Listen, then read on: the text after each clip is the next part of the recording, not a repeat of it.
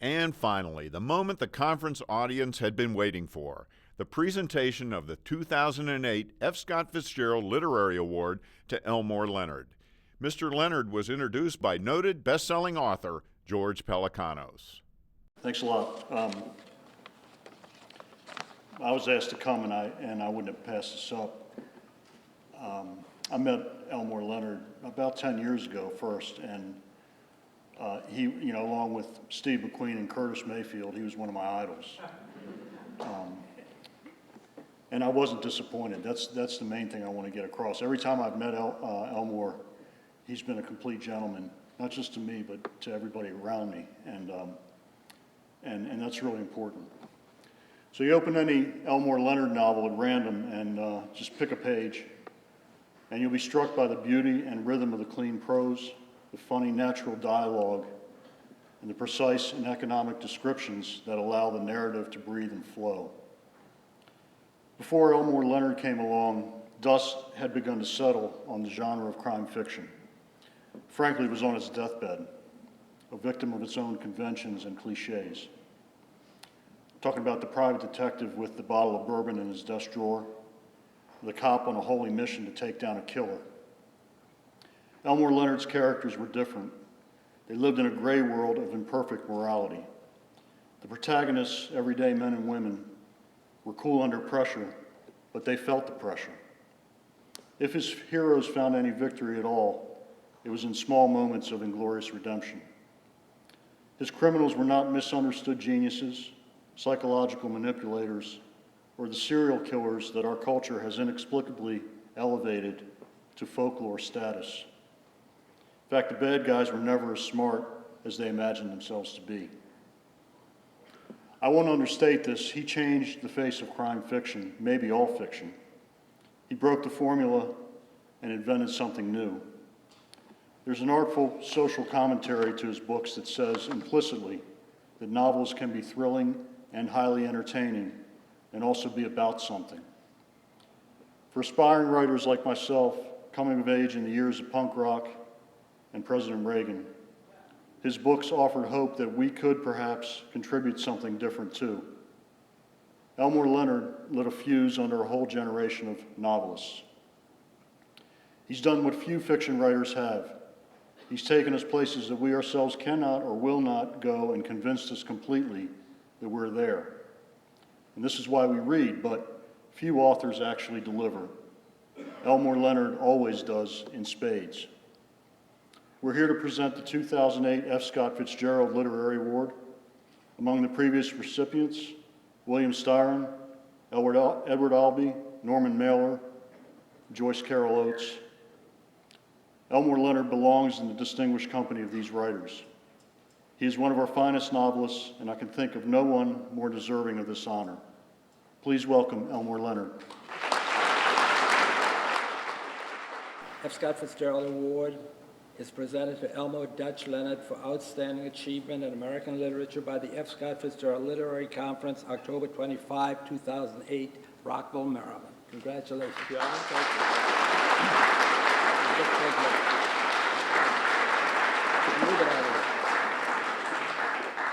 This is the best award I've ever received, as you might imagine.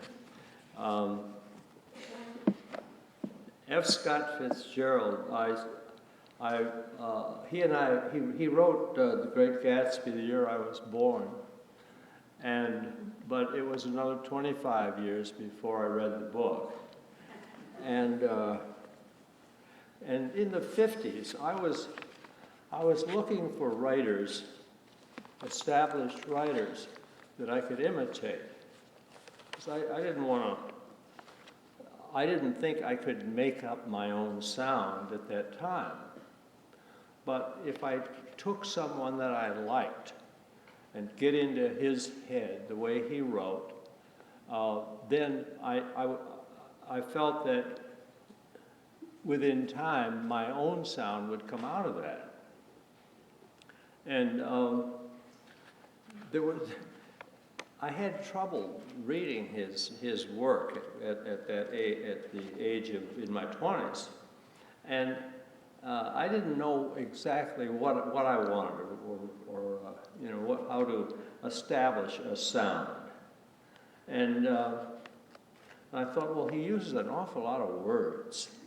That was discouraging. And it's still discouraging when I read certain people. New York Times asked me to write a review of, I can't think of his name, very popular writer. He wrote, oh, hell.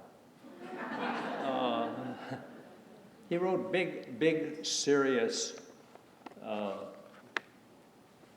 military novels. And,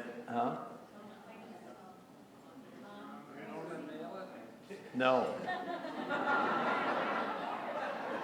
Anyway,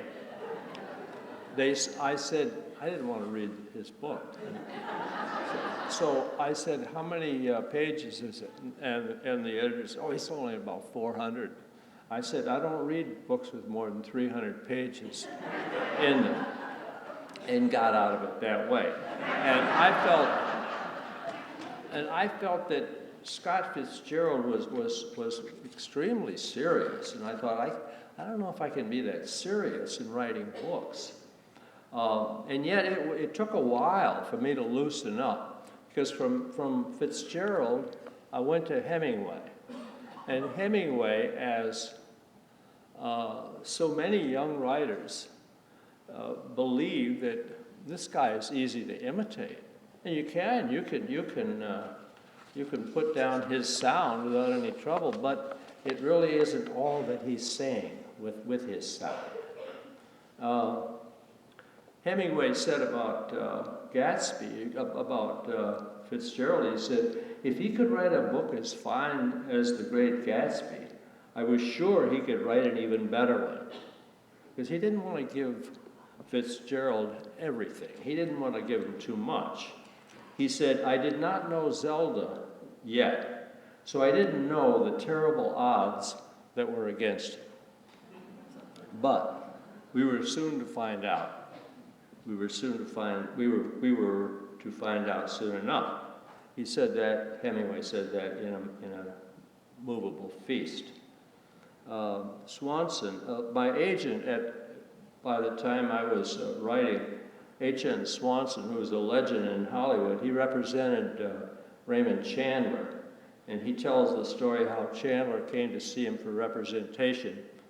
And Chandler said, I work at, I think it was Warner Brothers, and he says, I make $150 a week. And Swanee said, I don't represent writers who make $150 a week. And he called up the, he called the studio and got him raised to $750. Now that's Swanson's story. There's another story Swanson told about The Great Gatsby. When this was in 1925, of course, before Swanson became a producer who did college movies. Because in the 20s, he was publishing a magazine called College Humor. And